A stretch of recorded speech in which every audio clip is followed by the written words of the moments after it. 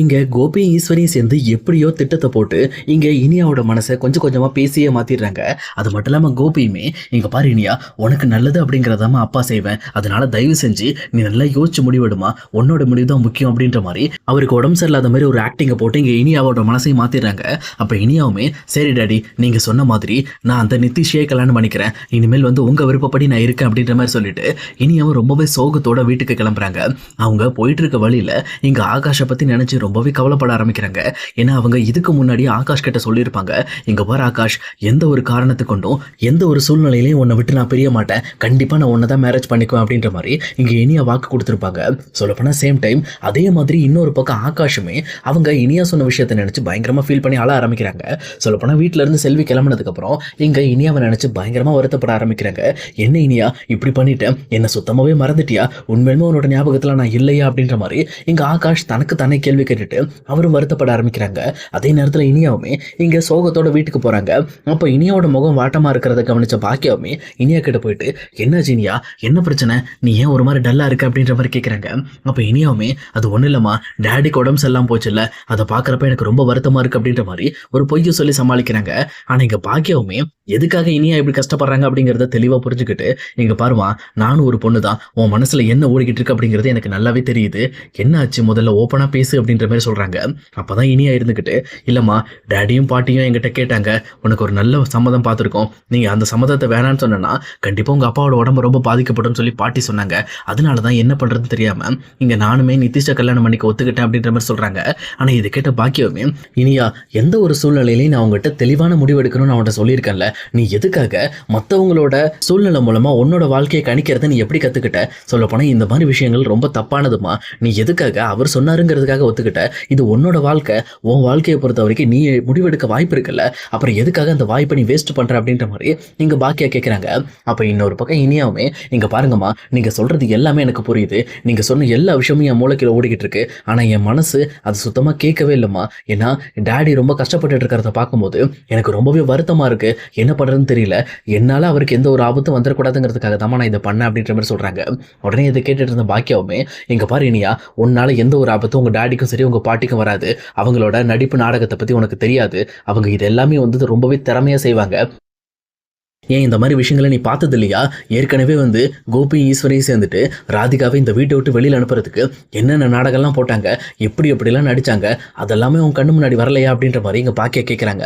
ஆனால் இன்னொரு பக்கம் இனியாக்குமே அங்கே கோபியோட நிலைமையை நினச்சி தான் கொஞ்சம் கவலையாகவே இருக்குது. உடனே பாக்கியா இருந்துக்கிட்டு, இங்கே பாரு இனியா, நீ என்ன முடிவெடுத்தாலும் அதுக்கு நான் துணையாக அனுப்பேன், அதை மட்டும் மனசில் வச்சுக்க, நீ ஆகாஷே கல்யாணம் பண்ணிக்கன்னு விருப்பப்பட்டாலும் அதை நான் தடுக்க மாட்டேன், ஏன்னா நீ ஒரு மேஜர், அதை விட முக்கியமாக இப்போ நீ எல்லா விஷயத்துலையும் முடிவெடுக்க தயாராகிட்ட, அதனால உன் மனசு என்ன சொல்லுதோ அதை ரொம்பவே ஆழமா கேட்டு நீ அதுக்கேற்ற மாதிரி முடிவெடு அப்படின்ற மாதிரி இங்க பாக்கியா சொல்லிடுறாங்க.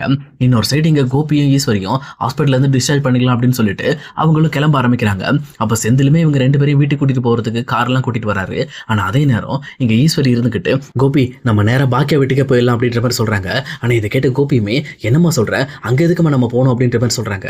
உடனே ஈஸ்வரி இருந்துகிட்டு, இங்க பாரு கோபி, இன்னும் 20 நாள்ல எப்படினாலும் நிதிஷுக்கும் இனியாக்கும் கல்யாணம் நடக்க போகுது, கல்யாணம் முடிகிற வரைக்கும் நம்ம பாக்கியா வீட்டுல இருந்து இனியாவோட மனசை மாறாம பாத்துக்கணும், ஏன்னா பாக்கியா ரொம்ப மோசமானவ, அவ திடீர்னு அவன் மனசுல தோணதை யோசிச்சு பார்த்துட்டு இங்க இனியாவோட மனசை மாத்திடுவா, நீ போய் நிதிஷ வேணாமா, நீ டைரக்டா போயிட்டு இங்க ஆகாஷே கல்யாணம் பண்ணிக்கன்னு சொல்லி அவளை அப்படியே பேசியே மாத்திடுவா, அதனால கண்டிப்பா இனியா கிட்ட நாம இருக்கணும் அப்படின்ற மாதிரி இங்க கோபியை கன்வின்ஸ் பண்ணி வீட்டுக்கு கூட்டிட்டு போயிட்டு இருக்காங்க. அதே நேரம் பாக்கியாவும் ரெஸ்டாரண்ட் கிளம்புறான்னு சொல்லி ரெடி ஆகி வெளியில வராங்க. ஆனா வரும்போது கரெக்டா இங்க கோபி ஈஸ்வரி இறங்குறாங்க. இதை பார்த்தோன்னே இங்க பாக்கியாக்கு ரொம்பவே டென்ஷன் ஆக ஆரம்பிக்குது, என்னாச்சு இவங்க மறுபடியும் இந்த வீட்டுக்கு வராங்க அப்படின்ற மாதிரி கொஞ்சம் கோவமாகறாங்க. அப்போ கரெக்டாக ஈஸ்வரியுமே பாக்கியாவை கண்டுக்காம இங்கே கோபியை கூட்டிட்டு வீட்டுக்குள்ளே வராங்க. அப்போ பாக்கியாவுமே, அத்தை நில்லுங்க, என்ன பண்ணுறீங்க, எதுக்காக இவரை கூட்டிட்டு மறுபடியும் இந்த வீட்டுக்கு வரீங்க அப்படின்ற மாதிரி கொஞ்சம் கோவப்பட ஆரம்பிக்கிறாங்க.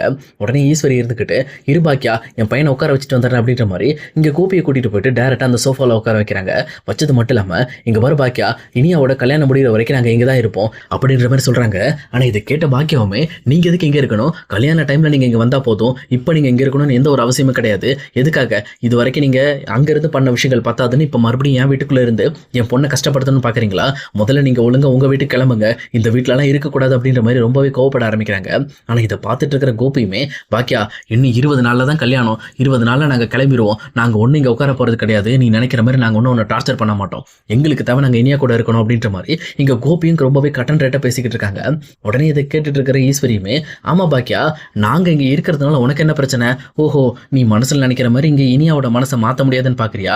ஒன்னு மட்டும் மனசுல வச்சுக்க, நீ தலையில் நின்று தண்ணி குடிச்சாலும் சரி, இனியாவோட மனசை மாத்தவே முடியாது. என்ன அவ நிதிஷை கல்யாணம் பண்ணிக்கிறதுக்காக எங்க கிட்ட சத்தியம் பண்ணி கொடுத்துருக்கா அப்படின்ற மாதிரி சொல்றாங்க.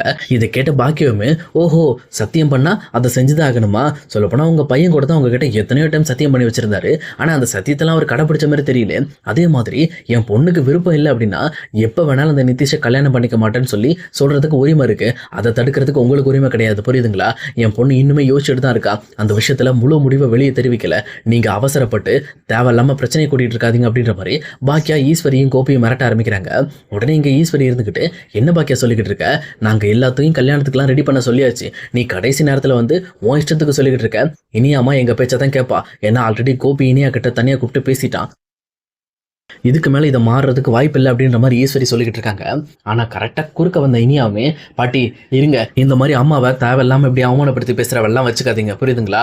அம்மா சொன்ன மாதிரி என் லைஃப்பில் நான் தான் முடிவெடுக்கணும். அந்த முடிவெடுக்கிறதுக்கு எனக்கு இனிமேல் டைம் வேணும். எனக்கு ஒரு இன்னும் 2 வாரம் டைம் தேவைப்படுது. அந்த டைமில் தான் நான் முடிவெடுக்க முடியும். முக்கியமாக இன்னைக்கு நான் நிதிஷை மீட் பண்ண போகிறேன். அவரை நேரில் பார்த்து பேசினதுக்கப்புறம் தான் அவர் எப்படிப்பட்ட ஆள் அப்படிங்கிறத நான் தெரிஞ்சுக்கிட்டு தான் இந்த கல்யாணத்துக்கு என்னால் சம்மதம் தெரிவிக்க முடியும். நீங்கள் நினைக்கிற மாதிரி உங்கள் இஷ்டப்படிலாம் என்னால் மாற முடியாது அப்படின்ற மாதிரி இங்கே இனியா பின்வாங்க ஆரம்பிக்கிறாங்க. ஆனா இதை பார்த்துட்டு இருக்க கோபியுமே, என்ன இனியாமா அங்க ஹாஸ்பிட்டல்ல வச்சு சத்தியம் எல்லாம் பண்ண, இப்போ என்ன திடீர்னு மாறி இருக்க? என்னாச்சு? எதுக்காக இப்படி பண்ணிக்கிட்டு இருக்க? பாக்கியா ஏதோ சொல்லி உன் மனசை மாத்திட்டாளா அப்படின்ற மாதிரி பாக்கியா மேல கோவப்பட ஆரம்பிக்கிறாங்க. ஆனா இனியாவுமே, இங்க பாருங்க டாடி, என் லைஃப்ல நீங்க சம்மதம் இல்லாம தலையிடாதீங்க. நீங்க சொன்னதுக்கெல்லாம் நான் சரின்னு சொன்னதான். எதுக்கு? உங்க உடம்பு நல்லா இல்லாம இருந்துச்சு, அதனால சரின்னு. இப்போ நல்லா ஆயிட்டீங்கல்ல, நீங்க அமைதியா இருங்க. நான் போய் நிதிஷை மீட் பண்ணிட்டு வரேன். அவர் எப்படி பேசுறாரு, அவரோட பழக்க வழக்கங்கள்லாம் எப்படி இருக்குன்னு நான் தெரிஞ்சுக்கிட்டு தான் என் லைஃப்ல நிதிஷ் கணவனா இருக்க வாய்ப்பு இருக்கா அப்படிங்கிறத நான் சொல்ல முடியும்னு சொல்லிட்டு இனியா டைரக்டா நிதிஷை பார்க்க போறாங்க. ஆனா நிதிஷ்மே அங்க எப்பவும் போல ரொம்பவே ரிச்சா காஸ்டியூம் போட்டுட்டு அங்க இருக்கிற யாரையுமே மதிக்காம ரொம்பவே வந்து ஹைஜீனிக் பீப்புள் மாதிரி நடந்துக்க ட்ரை பண்றாரு. ஆனா இதை பார்த்துட்டு இருக்க இனியாவுக்கு சுத்தமா பிடிக்கல. அது மட்டும் இல்லாம இனியாவுமே தான் இதுக்கு முன்னாடி இருந்த லைஃப்பை பத்தி இங்க நிதிஷ் கிட்ட பேச ஆரம்பிக்கிறாங்க. அப்ப நிதிஷ்மே, என்ன இனியா சொல்ற? அப்பனா நீ ஆகாஷ்னு ஒரு பையனை லவ் பண்ணிட்டு இருந்தியா அப்படின்ற மாதிரி கேட்கறாங்க. அப்ப இனியாவுமே, ஆமா நிதிஷ், நான் லவ் பண்ணிட்டு இருந்தேன். பட் ஆனால் இப்போ கிடையாது. இப்போ நாங்கள் பிரேக்கப் பண்ணிக்கிட்டோம். இப்போ நாங்கள் தனியாக தான் இருக்கோம் அப்படின்ற மாதிரி இனியா சொல்லிட்டு இருக்காங்க. ஆனால் இதை கேட்ட நிதிஷ்மே, அந்த ஆகாஷ்ன்றவர் எவ்வளோ பெரிய ஆள்? ரொம்ப பெரிய பணக்காரரா இல்லை சாதாரண ஆளா அப்படின்ற மாதிரி கேட்குறாங்க.